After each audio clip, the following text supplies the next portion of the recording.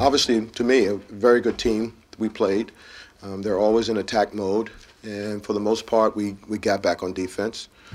Um, for the most part, we protected the rim in transition. And so those are two things that we have to do: get back in the paint and stop the ball. The third thing is matching up. We didn't do that well. And we got the first two parts of it right, but now you got to match up. If they're small, they play small, and they drive and kick, and we just didn't sit down and contain the dribble for that spurt in the second half. That's where they got the separation, and they just kept going. And look, they're good, they're skilled, and we just couldn't get a handle on them.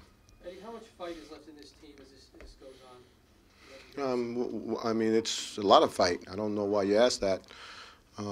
If it seems like there's not enough fight, we just aren't good enough right now to guard certain things, you know, whether it's a three-point shooter from NBA range. I mean, that's when you fly out a guy like that, he makes it. That doesn't tell me there's not enough fight. You know, good teams take advantage of, you know, a team that's not doing well. And doesn't mean that you're not having enough fight. You're just not good enough, sometimes not smart enough.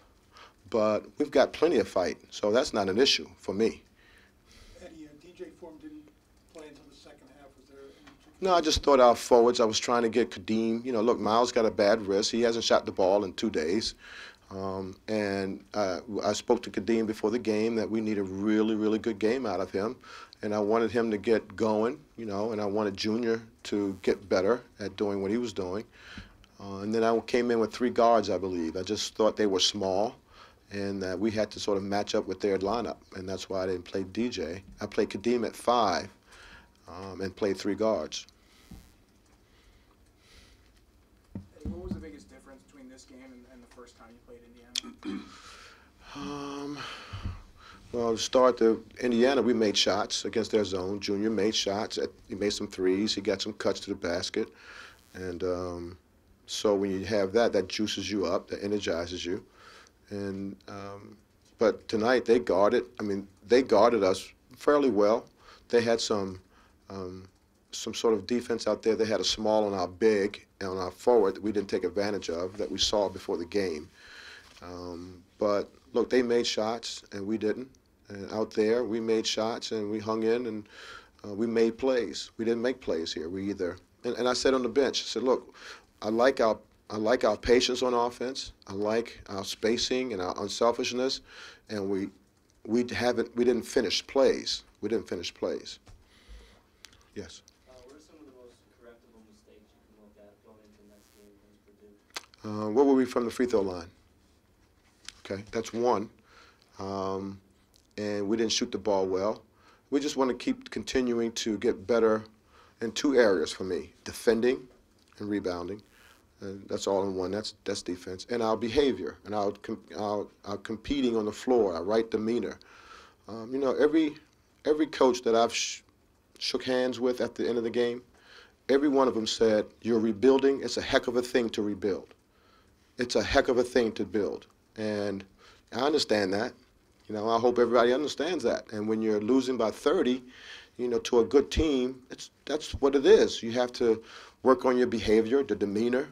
You know, I want my young kids to understand that you don't slump your shoulders, you don't hang your head, you communicate to your teammates the right way. You know, we're taking baby steps. We're in our infancy in this league and in building our program.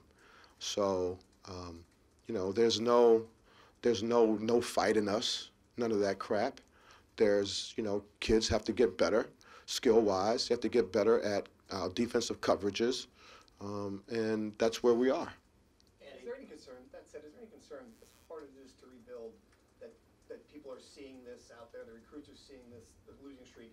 Does it make it even harder when the team's playing? No, not to me. I mean, we understand where we are, you know, and to me it's not a streak. I understand that, but it's every day you get better. You get a chance to play Division I basketball, that you have to understand how to behave, work on your game skill-wise, go out every day. Our practices have been great, competitive-wise, enthusiastic, and we just, you know, we're just not a high-powered engine like, you know, most of the teams in the league are.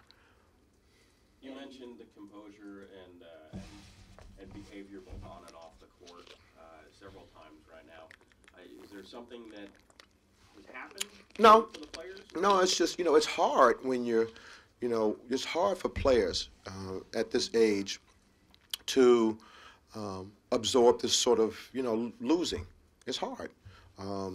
So I want to make sure that they understand it's where we are in our program, and that part of that, and probably the most important thing for me, is how to compete and how to keep your poise and how to keep your head up, how to communicate with your players, with your teammates. And so it's not 100% out there on the floor. I see guys, sometimes pointing, sometimes shrugging their shoulders, holding their head down, and it's just a natural human reaction. But especially where we are. So I'm just helping them along. This is how you behave. This is how you get better. And it's going to make you better when we get the thing right. Eddie, how do you see the Big Ten? You played everybody. Of course, you beat Wisconsin. There's Wisconsin at the top, and then there's a lot of other pretty good teams right underneath them. You play everybody. How do you see that, the Big Ten? A very hard league, very tough, good coaches, good players. Last year we were able to survive to a certain degree because we beat some teams that were at the bottom of the league. There are no such teams like that here. Look, Nebraska had a tough night tonight, and I don't see them losing the fight. It's just the way it is. Teams are good. Teams are good, and we're not ready to be in this race right now. How are Kadeem and Miles holding up? It's their last go-round. It's tough on Miles, It's tough on Kadeem. I just mentioned in the locker room exactly what I told you guys, that demeanor and behavior is something we want to make sure that we have. Our competitive edge is out there, how to compete with composure. And we have two seniors who've had a high-level career, and even though we're rebuilding, they probably don't want to hear that.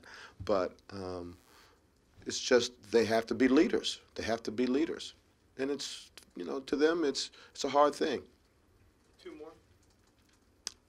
Coach, what do you see in this process that you're working on to keep the kids and keep these players involved? Just, enjoying life the way it is. You're a Division I basketball player. There are a whole lot more positive things in life than wins and losses. Your life isn't defined by wins and losses. Your life is defined by how you go about your work, how you communicate with your teammates, how you go about your studying, showing up on time for classes and study hall, and when you're off the floor with your schoolmates, that you're not getting in trouble at night. So that's what it's about. It's about the whole college experience, and you can't allow losses to dilute, a lot of good things that's happening for you in your life. You guys remember that, right? When you were in school, how much fun it was? Sorry. Go ahead. Greg Lewis had a career high tonight. Is that something he can maybe build on as you go forward? I hope so. He's hopefully going to be here next year with us, and he's going to be a leader for us on the floor. He doesn't talk very much, but he's one of our, always does everything right to me. And I'm glad that he's still with us. And look, that's the type of behavior and demeanor and attitude I want from our players. Nothing bothers him. He always competes. He helps his teammates. He gets better every day. He's here early. He's here late working on his game. So he's a number one for me. He's top of the list on this team for what I want from our team, from our players. That sort of person, Greg Lewis. Okay.